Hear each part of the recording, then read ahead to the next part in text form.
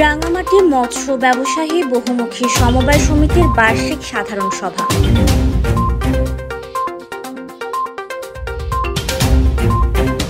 রাঙামাটি মৎস্য ব্যবসায়ী বহুমুখী সমবায় সমিতি লিমিটেডের বার্ষিক সাধারণ সভা অনুষ্ঠিত হয়েছে। বৃহস্পতিবার সকালে সমিতি কার্যালয়ে অনুষ্ঠিত সভায় প্রধান অতিথি ছিলেন প্রধান উপদেষ্টা মোহাম্মদ হারুনুর রশিদ।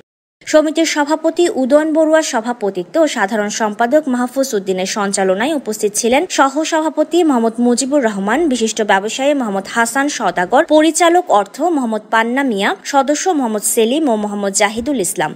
বক্তব্য রাখেন সমিতির সদস্য বুলবুল হোসেন, নুরুল হক, দীপায়ন বড়ুয়া, মোনাফ মেম্বার আবু তাহের ও মোহাম্মদ শামীম। সভায় বিগত বার্ষিক সাধারণ সভার কার্যবিবরণী পাঠ ও অনুমোদন, সমিতির 2022 হতে 2023 অর্থ বছরের নিরীক্ষা প্রতিবেদন, সমিতির আয় ব্যয়ের হিসাব, সদস্যদের শেয়ার থেকে সঞ্চয় আমানত বৃদ্ধি, বাজেট অনুমোদন এবং নতুন সদস্য ভর্তির বিষয়ে আলোচনা ও সিদ্ধান্ত গ্রহণ করা হয়। Desk report, CHT TV।